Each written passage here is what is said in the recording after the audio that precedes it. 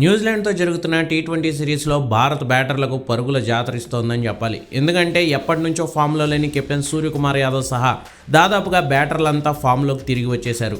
ముఖ్యంగా తిలక్ వర్మ ప్లేస్లో చోటు దక్కించుకున్న ఇషాన్ కిషన్ పాకెట్ డైనమోలా పేలాడు.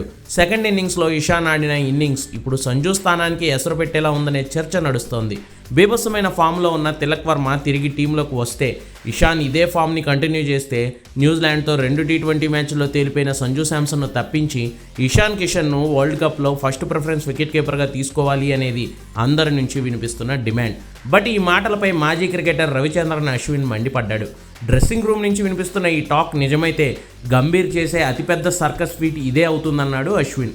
2 మ్యాచ్ల్లో సంజు ఫెయిల్ అయినంత మాత్రాన తనకున్న సీనియారిటీని, గతంలో అతను ఆడిన అద్భుతమైన ఇన్నింగ్స్లను మర్చిపోతే అంతకంటే దారుణం మరొకటి ఉండదు అన్నాడు అశ్విన్. ఇషాన్ ఆటను తను తక్కువ చేయట్లేదని, కానీ 2 మ్యాచ్ల ప్రదర్శనతో డ్రెస్సింగ్ రూమ్లో ఇలా స్థానాల కోసం రన్నింగ్ రేసులు పెట్టడం మంచిది కాదని గంభీర్కు చీవాట్లు పెట్టాడు అశ్విన్. ఇప్పుడు ఆడుతున్నాడని రేపు సంజుని పక్కన పెట్టి ఇషాన్ కిషన్ను తీసుకుని అతను వరల్డ్ కప్లో ఫెయిల్ అయితే రెస్పాన్సిబిలిటీ ఎవరు తీసుకుంటారని అశ్విన్ ప్రశ్నించాడు.